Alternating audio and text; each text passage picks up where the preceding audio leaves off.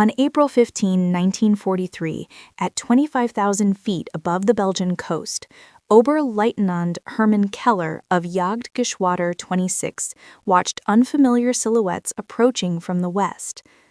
These massive single-engine fighters were unlike anything in his recognition charts. His combat report, preserved in the Bundesarchiv military archive, recorded the moment German pilots first encountered Republic P-47 Thunderbolts in combat. Heavy fighters approaching at altitude previously impossible for American aircraft, the report noted.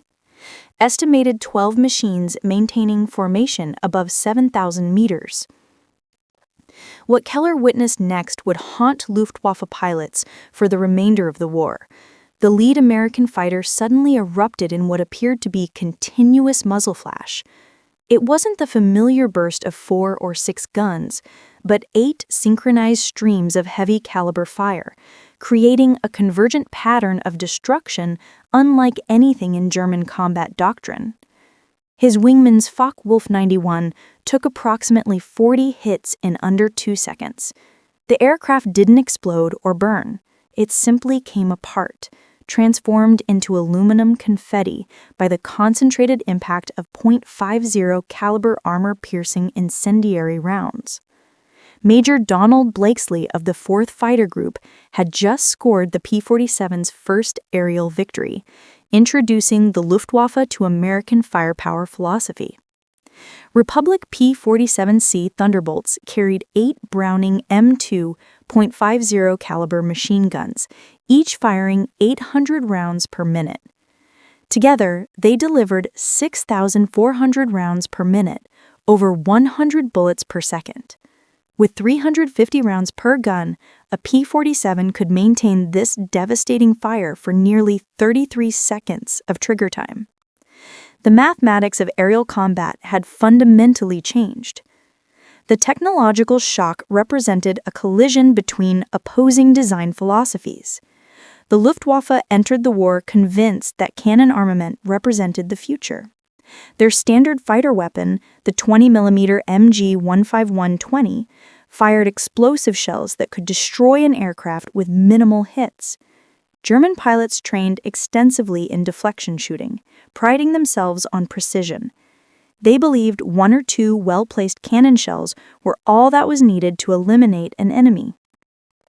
Major Gunther Rall, who would become the 3rd highest-scoring ace in history with 275 victories, explained the German perspective in a post-war interview.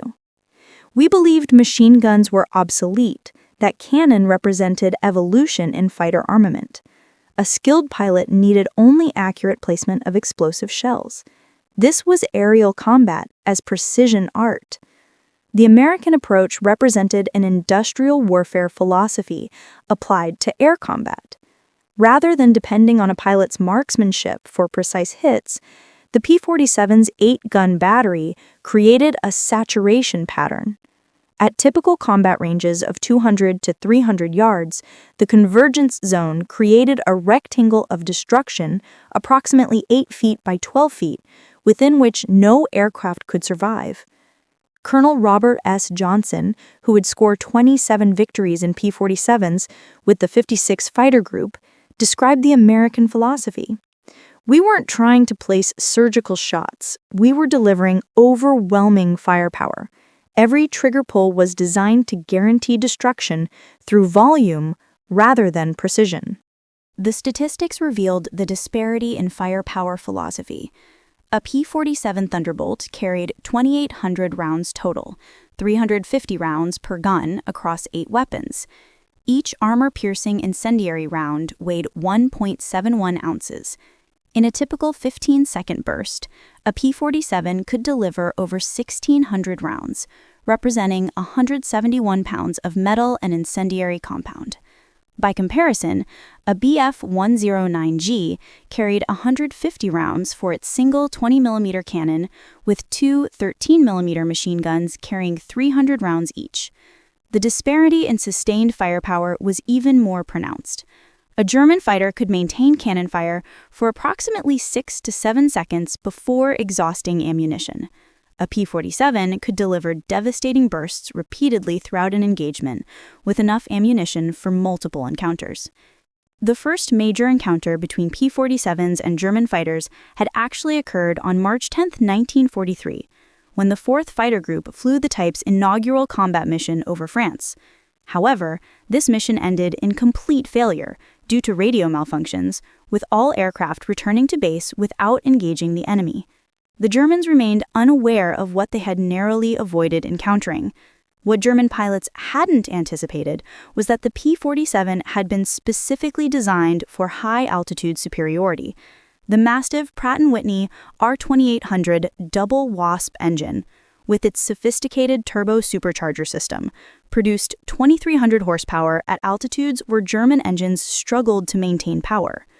At 25,000 feet, where B-17 formations operated, the P-47 maintained performance that German fighters couldn't match.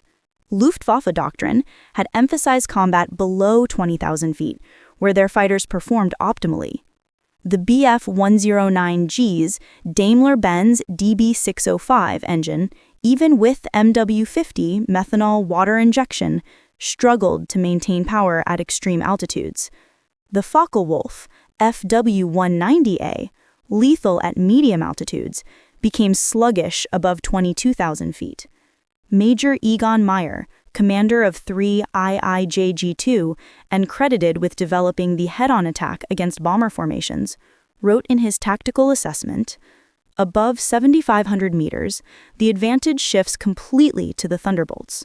They maneuver freely while we struggle with controls that feel frozen. They attack from above with impunity, deliver their terrible firepower, and climb back to safety before we can respond effectively." Industrial superiority and psychological warfare. By the summer of 1943, Republic Aviation's production capacity stunned German intelligence when accurate figures finally reached Berlin. The Farmingdale factory, along with a new facility in Evansville, Indiana, was achieving production rates that seemed impossible. At peak production, Republic would manufacture 840 P-47s monthly, or 28 aircraft daily. The Evansville plant alone would eventually produce 6,242 Thunderbolts. German production of all fighter types peaked at 2,177 aircraft monthly in September 1944, spread across multiple designs. Republic's single-type production nearly matched half of Germany's entire fighter output. This single American company was essentially equaling the fighter production capacity of the entire Reich. Oberst Josef Priller, Geschwader Commodore of JG-26, initially dismissed intelligence reports of American production as defeatist propaganda. After encountering increasingly massive P-47 formations through 1943, he retrieved these reports and annotated them. If anything, these numbers appear conservative. We are facing industrial warfare on a scale we never imagined. The production disparity extended beyond mere numbers. Each P-47 required 17,081 individual parts assembled with mass production efficiency. The 8 Browning M2 machine guns alone cost more than many complete German fighters. Yet, America would build 15,686 P-47s throughout the war, making it one of the most produced American fighters. August 17, 1943, during the first Schweinfurt raid, provided German pilots with a full demonstration of P-47 capabilities. For the first time, Thunderbolts escorted B-17s deep into German airspace using belly tanks. JG-1 and JG-26, expecting unescorted bombers after the Little Friends turned back at the usual range limit, instead met 240 P-47s maintaining close escort. The ensuing battle saw concentrated P-47 firepower devastating German formations. Hermann Wilhelm Ferdinand Vaillant of JG-26 reported, "The Thunderbolt's guns don't merely damage aircraft, they disintegrate them. We watched experienced pilots simply vanish in clouds of debris. No opportunity for bailout, no chance for survival, just instant destruction from concentrated fire." The psychological impact was immediate. German pilots who had developed careful tactics for engaging Allied fighters suddenly faced an opponent that negated traditional combat techniques. Instead of maneuvering for position, P-47 pilots could simply point their aircraft at a target and destroy it through firepower saturation. P-47 pilots quickly developed tactics maximizing their advantages. The most devastating was the high-altitude bounce, diving from 30,000 feet at speeds approaching 500 miles per hour, delivering concentrated bursts, then using momentum to regain altitude. German pilots called these attacks death from above, as they had no effective counter. The mathematics of energy management overwhelmingly favored the P-47. A Thunderbolt diving from 30,000 feet to 15,000 feet gained sufficient kinetic energy to climb back to 25,000 feet without using full power. German fighters, struggling to reach such altitudes, initially couldn't match this vertical battlefield dominance. The P-47's weight, initially seen as a disadvantage, became an asset in these diving attacks. At 14,000 pounds loaded, the Thunderbolt accelerated in dives faster than any German fighter could match. Luftwaffe pilots attempting to escape by diving found P-47s easily overtaking them, delivering devastating bursts during the pursuit.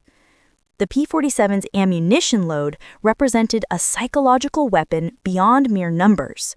With 350 rounds per gun, American pilots could afford tactical flexibility German pilots couldn't imagine.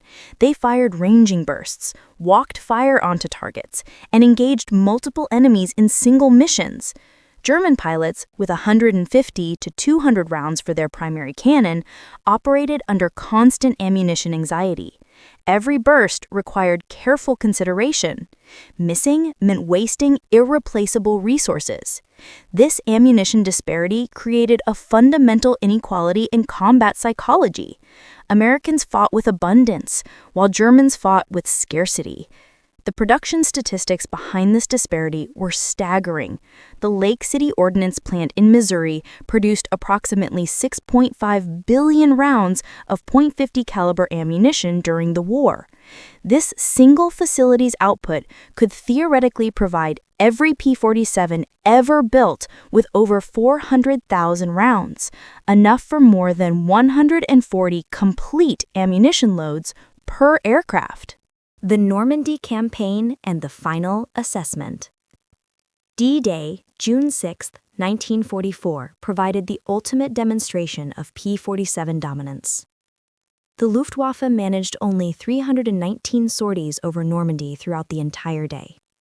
The 9th Air Force alone flew over 2,000 P-47 sorties.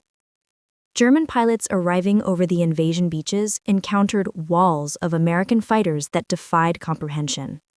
The mathematics were crushing. German pilots faced odds exceeding 20 to 1. When they did engage, they met concentrated firepower that made traditional dogfighting impossible. The Luftwaffe lost 35 aircraft on D-Day, and P-47s claimed 27 of these victories. The ground attack role added another dimension to German trauma. P-47s carrying bombs and rockets devastated German reinforcements attempting to reach Normandy. But it was the 8 guns and strafing attacks that created particular terror. A single P-47 could destroy an entire vehicle column in one pass, with concentrated firepower penetrating armor, destroying engines, and eliminating crews with ruthless efficiency. By late 1944, the Luftwaffe faced a compound crisis. New pilots arrived at combat units with as little as 10 hours in fighters, facing American pilots with 200-plus combat hours. The technological disadvantage combined with catastrophic training deficiencies produced massacres rather than combat. German replacement pilots thrown into combat with minimal preparation faced P-47s whose 8 guns made pilot skill disparities irrelevant. Even poorly aimed bursts saturated enough airspace to guarantee hits. Veteran Luftwaffe instructors reported that entire training classes were eliminated in their first encounters with Thunderbolts. The statistics revealed the catastrophe's scope. German pilots beginning training after June 1944 had less than a 15% survival rate through 5 combat missions. Against P-47s specifically, survival rates dropped below 10%. Entire squadrons were eliminated in single engagements, replaced by even less trained pilots who survived even more briefly. Operation Boden-Platte, the Luftwaffe's surprise attack on Allied airfields on January 1, 1945, demonstrated the complete reversal of air superiority.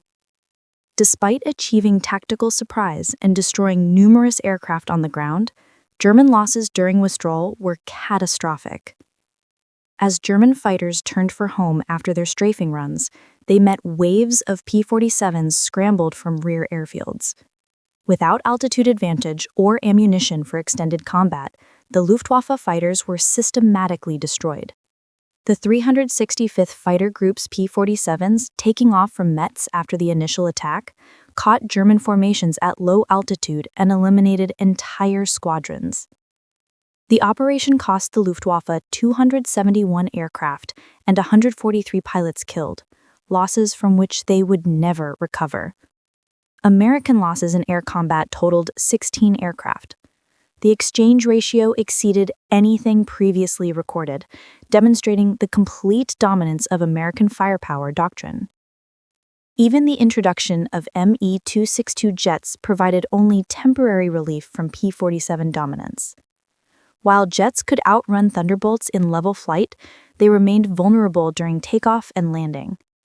P-47 pilots developed tactics of lurking near jet bases, waiting for vulnerable moments. The concentrated firepower of 8 guns could destroy a jet as easily as a conventional fighter if they could bring it under fire. The jet's speed advantage meant nothing when caught at low altitude with landing gear extended. Several of Germany's irreplaceable jet pilots fell to P-47s during these vulnerable moments, though not Walter Novotny, who was shot down by P-51 Mustangs on November 8, 1944, not P-47s as sometimes incorrectly reported. The final production statistics told the complete story of American industrial dominance. Republic Aviation produced 15,686 P-47s throughout the war. At peak production, factories manufactured 840 aircraft monthly. Each aircraft carried 8 Browning M2 machine guns, requiring 125,488 total guns for all Thunderbolts produced. American factories produced over 12 billion rounds of .50 caliber ammunition, enough to supply every P-47 with virtually unlimited combat loads.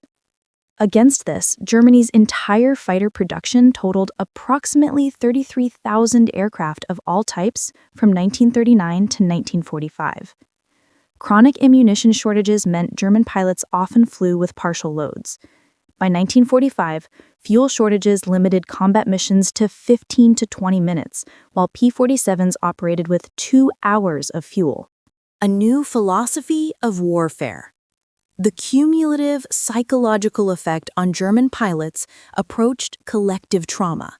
Luftwaffe medical officers documented Thunderbolt neurosis, involuntary stress responses to any sound resembling 8 synchronized machine guns. Pilots who survived multiple encounters with P-47s showed symptoms similar to artillery shock. Veterans developed elaborate avoidance tactics focused entirely on survival rather than combat.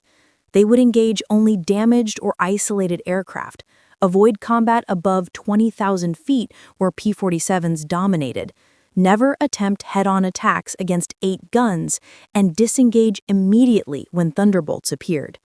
These weren't tactics for victory, but for survival. Major Gunther Rall, who survived the war with 275 victories, provided crucial testimony about facing P-47s.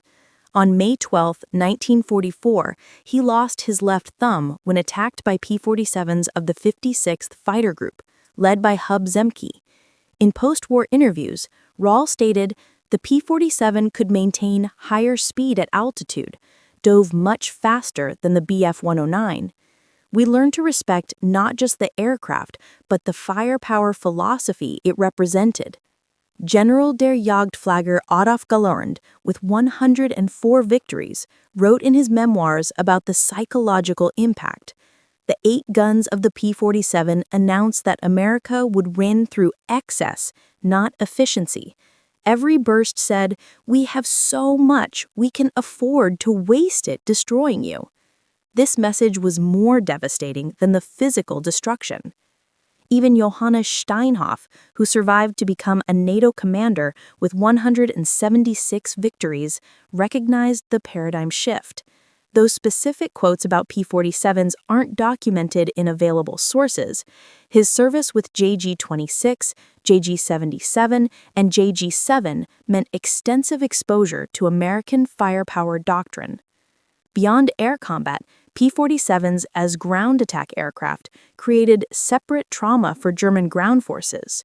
The 8 guns that shredded aircraft proved equally devastating against vehicles, trains, and troop concentrations. A single P-47 could disable a locomotive with one pass, the concentrated fire penetrating boilerplates that would resist cannon fire. Veterans of the Eastern Front, hardened by years fighting the Soviets, broke under P-47 strafing attacks. The distinctive roar of 8 guns firing simultaneously became the sound of inevitable death. Vehicle columns caught by P-47s ceased to exist as organized units, transformed into burning wreckage stretching for miles. By early 1945, new P-47M and P-47N variants widened an already insurmountable gap. The P-47M's Pratt & Whitney R2800-57C engine produced 2,800 horsepower with water injection, achieving speeds exceeding 470 miles per hour. Only 130 P-47Ms were built, but they represented the pinnacle of piston engine fighter development. The K-14 computing gun sight, standard on late-model P-47s, eliminated the last German advantage, deflection shooting skill. The sight automatically calculated lead based on range and target movement. Combined with 8 guns, this technology made even novice pilots deadly marksmen. Germany's fuel crisis by late 1944 created synergistic catastrophe when facing P-47s. German pilots restricted to minimal training fuel met American pilots with extensive flight hours. The skill disparity combined with technological inequality produced encounters that barely qualified as combat. German pilots operated under constant fuel anxiety, calculating whether they had enough to engage and return. P-47 pilots, with abundant fuel supplies, could afford patience, altitude changes, and extended pursuits. This fuel disparity meant Germans fought defensive battles, while Americans maintained offensive initiative throughout engagements. The war's end brought statistical clarity to the P-47's impact. In the European theater, P-47s were credited with 3,752 air-to-air victories, 86,000 railway cars destroyed or damaged, 9,000 locomotives destroyed, 68,000 motor vehicles destroyed, and 6,000 armored vehicles claimed. Against this, approximately 3,499 P-47s were lost to all causes, 1,020 to enemy fighters, and 2,479 to flak and operational causes. The exchange ratio in aerial combat exceeded 4-1, demonstrating clear superiority. The extent of German psychological trauma from P-47s became evident during the Korean War when West German military advisors consulted with NATO. When shown footage of F-84 Thunderjets conducting ground attacks, several veteran pilots exhibited stress responses, demonstrating a lasting impact from their wartime experiences. The German advisors emphasized to NATO planners that American firepower doctrine, overwhelming force rather than precision, had proven psychologically devastating. They advised that future adversaries should understand America doesn't seek fair fights, but rather industrial annihilation of opposition. In April 1945, the Luftwaffe's final operational assessment acknowledged complete defeat by American industrial warfare. The report noted that traditional fighter combat based on pilot skill and maneuvering had been made obsolete by overwhelming firepower. The P-47's 8 guns hadn't just shot down German aircraft, they had destroyed an entire combat philosophy.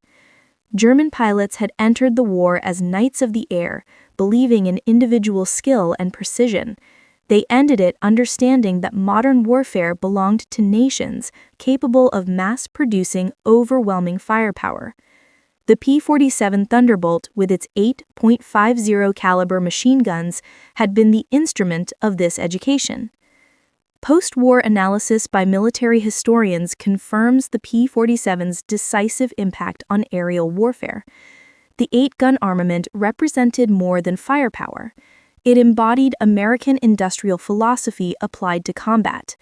Where Germans sought efficiency and precision, Americans delivered overwhelming abundance. Dr. Williamson Murray, in his analysis of the air war, noted, the P-47's 8 guns democratized air combat. Individual skill became secondary to industrial capacity. German aces with hundreds of hours of experience found themselves equal to American novices when facing walls of .50 caliber fire. The psychological impact extended beyond individual pilots to German military doctrine. The Wehrmacht had pioneered combined arms warfare, but American industrial capacity, symbolized by the P-47's excessive firepower, demonstrated that production capability trumped tactical innovation. The manufacturing story behind the P-47 reveals the scope of American industrial mobilization. Republic Aviation transformed from a small company producing 39 aircraft in 1939 to manufacturing 840 monthly by 1944. The single company's expansion exceeded the entire growth of German aircraft production. The Evansville plant, built from empty land in 1942, employed 28,000 workers at peak production, 40% of them women. These workers, many with no prior industrial experience, assembled fighters of such quality that combat loss rates from mechanical failure remained negligible throughout the war. Each P-47 contained 305,000 individual rivets, installed with pneumatic guns that didn't exist in most German factories. The assembly line efficiency meant workers could complete major assemblies in hours that required days in German facilities. This production efficiency translated directly into numerical superiority over European skies. The ammunition production supporting P-47 operations demonstrated American logistical superiority. Beyond the 6.5 billion rounds produced at Lake City, additional facilities in St. Louis, Denver, and Salt Lake City produced billions more. This ammunition abundance meant P-47 pilots never faced the ammunition anxiety that plagued their German opponents. American logistics delivered this ammunition worldwide, ensuring P-47 units never lacked supplies.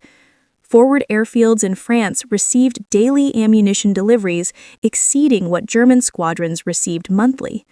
This logistical superiority meant every P-47 sortie launched with full ammunition loads, while German fighters increasingly flew with partial loads. America's pilot training program produced a continuous stream of qualified P-47 pilots. By 1944, the United States was training 100,000 pilots annually, with extensive programs specifically for P-47 operations. These pilots arrived at combat units with 200-plus flight hours, including 50-plus hours in type. German pilot training, meanwhile, collapsed from 250 hours pre-war to less than 50 hours by 1944. Fuel shortages meant many German pilots fired their guns for the first time in combat. This training disparity, combined with the P-47's firepower advantage, created combat encounters that resembled executions rather than battles. The P-47's impact extended far beyond World War II statistics. The 8-gun armament philosophy influenced American military doctrine throughout the Cold War. The emphasis on overwhelming firepower rather than precision became embedded in American military thinking. German officers who joined NATO brought hard-learned lessons about facing American firepower. They emphasized that the P-47's 8 guns had taught them that modern warfare was ultimately about industrial capacity. Nations that could mass-produce overwhelming firepower would defeat those relying on individual warrior skill. But contrast in pilot survival rates revealed the air war's fundamental inequality. American P-47 pilots who completed their tours had roughly a 90% survival rate. German fighter pilots facing P-47s had less than a 30% survival rate through 1944 to 1945. This differential reflected not courage or skill differences, but the mathematical reality of facing overwhelming firepower. Young German pilots, some with less than 10 hours in fighters, faced American veterans with hundreds of combat hours flying aircraft with 8 heavy machine guns. The outcome was predetermined by industrial mathematics rather than individual capability. The Luftwaffe's pilot corps wasn't defeated, it was systematically eliminated. The P-47's strategic impact exceeded tactical victories by establishing air superiority over Europe. P-47s enabled the bombing campaign that destroyed German industrial capacity. They protected bombers that eliminated German fuel production, creating the very shortages that crippled Luftwaffe operations. More significantly, P-47s conducting ground attack missions paralyzed German military movements. The Wehrmacht's inability to move in daylight without devastating losses from strafing P-47s fundamentally altered operational possibilities. The Normandy campaign succeeded partially because German reinforcements couldn't survive movement through P-47-dominated skies. In post-war German military culture, the P-47 became synonymous with American material superiority.